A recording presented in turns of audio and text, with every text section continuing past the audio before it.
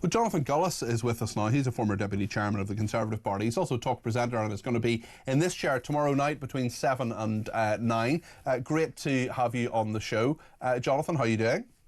I'm good, mate. How are you keeping? Yeah, very well, very well. Can I ask you, actually, no, there's a number of crime issues and immigration issues I want to talk to you about, but I know you're a former teacher as well, and I just wondered about this idea of a social media curfew for children. This is Peter Cardwell, the Technology Secretary, expressing concern over the harmful and addictive aspects of spending too much time online for under 16s, and he says that children could face a social media curfew similar to a TV watershed under new government plans. I'm just wondering if you think that will work and whether you think it's a good idea, Jonathan.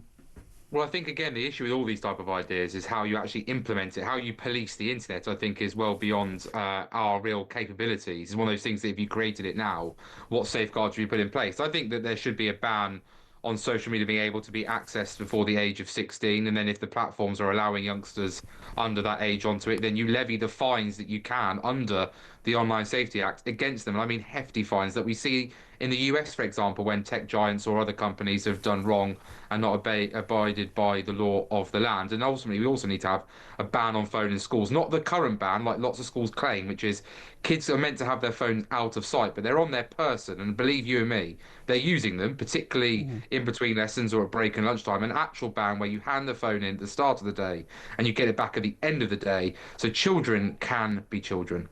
Do you think children need phones at any point of the school day? No, not at all. I mean, when you have a teacher who wants to do anything with technology, there are computer suites in primary and secondary schools, laptops, a lot of them given out during the pandemic, and iPads as well to schools to particularly assist children who didn't necessarily have access to technology at home. So there is an abundance of technology already available. But ultimately and frankly, schools is about learning about knowledge. And what we want is teachers in the classroom imparting knowledge and giving kids the best opportunity to use that knowledge to get the best educational outcomes. Therefore, they can get the best job opportunities that come to them. It's without a doubt the biggest issue I faced as a head of year was smartphones being used, particularly out of school hours, but parents coming in to say that they were worried this would come into the school, and then spending my day trying to find out what had and had not been said and whether or not that was going to have repercussions within the school day, sometimes of which it did. And obviously that disrupts learning for others. That potentially could lead to students being removed from classrooms or even indeed so suspended. This was often sort of bullying and exchanged words and problems and beef between students that had happened beyond the school gates that kind of wasn't your responsibility, but of course had an impact on how you were teaching and the relations between those students.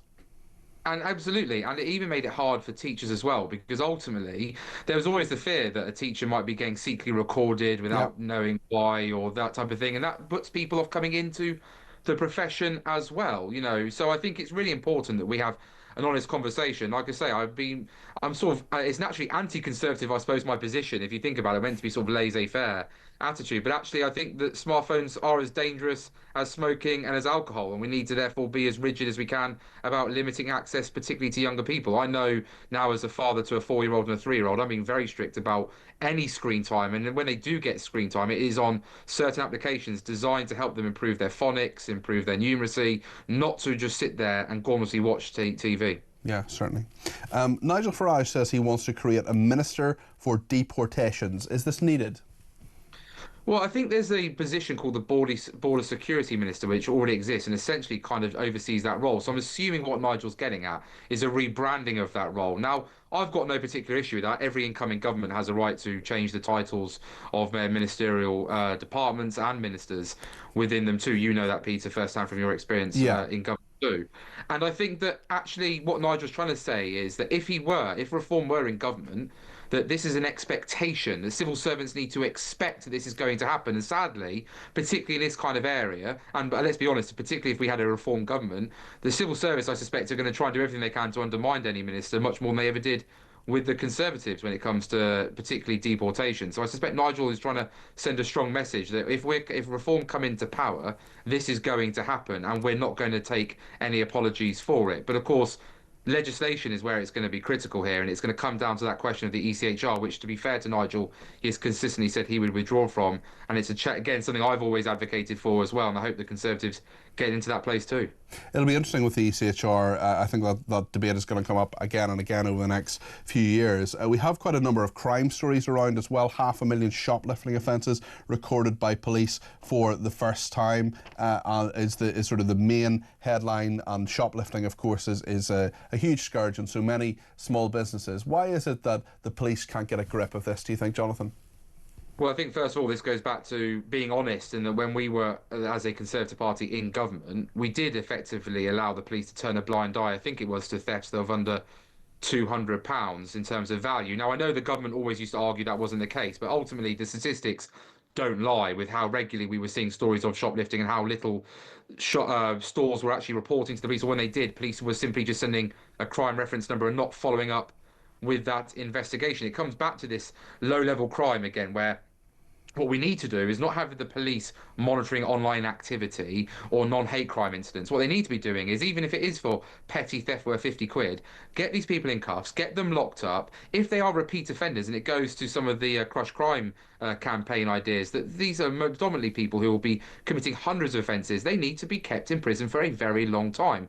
They are the ones causing the misery upon communities, upon local businesses. And if they were behind bars for a very long time after committing even 10 offences, let alone 100 and 200 in some cases, then I think we would see a dramatic fall in crime, because the overwhelming majority of people are law-abiding citizens. But those few scumbags, scroats and savages that cause a nightmare in our communities, they need to face the full wrath of the law. And when they do, especially when young people go into young offenders institutions, we're now being told that pepper spray is going to be used in young offenders institutions because the level of assaults against staff are so incredibly high. Is that something you support? Yeah, absolutely. At the end of the day, doing that job must be incredibly difficult, and sadly is becoming what it appears increasingly dangerous. And anyone who wants to work, whether that be in our police, whether that be in our prison service, our fire service, ambulance service, they need to know that they've got protection as much as they can for the people they may come into contact with, particularly the prison service, where you are dealing with people who have literally broken the law and are serving time. And as we have seen with Young Offenders Institute, sadly, continues to be some sort of breeding ground for future lifelong criminals, rather than actually rehabilitating and turning people's lives around for the better. So at the end of the day, if this is going to make sure that people stay safe in doing their job, then so be it. It's actually upon the young people in those offenders institutes not to create a reason for why the pepper spray would need to be used. And of course, you would hope that there would be safeguards in place, that if it were used, that obviously they would be looked at, and that ultimately it would be determined. I would like to think 99.9% of the time that it was used absolutely correctly, and therefore we should always have the back of those prison officers who are doing, as I say, that increasingly dangerous and difficult job that many of us, quite frankly, wouldn't have the stomach to do.